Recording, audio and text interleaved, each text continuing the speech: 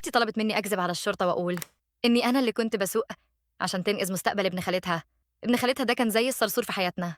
المهم، النهارده بعد الظهر كان المفروض رايحين نتعشى عند اختها. زوجتي طلبت مني نعدي نجيبه معانا في الطريق عشان عربيته في الورشة. قلت ماشي.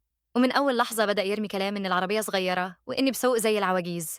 بعد 10 دقايق في الطريق ركنت عشان نملى بنزين، وزوجتي نزلت تتمشى تتكلم مع اختها. أنا فضلت بلعب بالموبايل وابن خالتها قاعد ورا. فجأة قال لي بقول لك إيه، أنا هطلع أقعد قدام. قلت له تمام براحتك. طلع من العربية وجالي، بس بدل ما يركب جنبي فتح الباب بتاعي أنا وقال لي بص بقى، أنا اللي هكون سايق. في الوقت ده زوجتي كانت خلصت المكالمة ورجعت، وبدل ما تقف معايا لقيتها بتدعمه.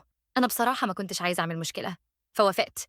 عدل المرايات وظبط الكرسي وبدأ يتحرك بأقصى سرعة. أنا كنت قاعد مش مطمن بالمرة. وصلنا عند تقاطع 4 اتجاهات، في إشارة عشان تقف. كان في عربية واقفة على اليمين. الباشا اتجاهل الإشارة وكسرها، ولما شاف العربية اللي على اليمين بدأت تتحرك قام داس بنزين للآخر عشان يعدي قبلها. طبعا ملحقش، وطبعا الحادثة كانت صعبة. كل حاجة حصلت في تانية وبسرعة. طلبت النجدة فورا وبلغت عن الحادثة والمكان. الست الكبيرة اللي كانت في العربية التانية كانت مرعوبة بس بتقدر تتحرك.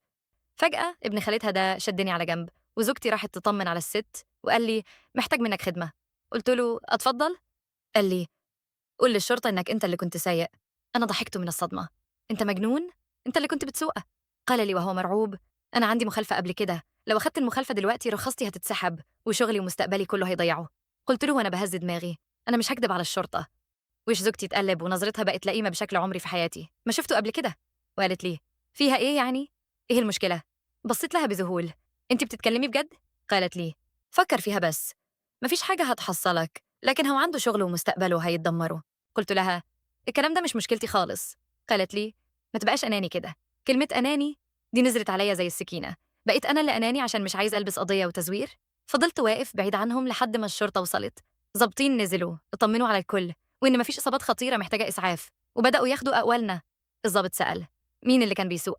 زوجتي نطت الأول وقالت هو اللي كان بيسوق، وشاورت عليا وابن خالتها أكد على كلامها.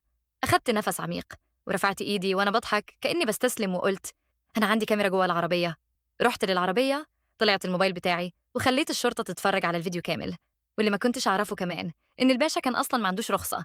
اتسحب في ساعتها لعربية الشرطة، وطبعا زوجتي اتقبض عليها هي كمان في نفس اللحظة، وأنا كملت المشوار لوحدي.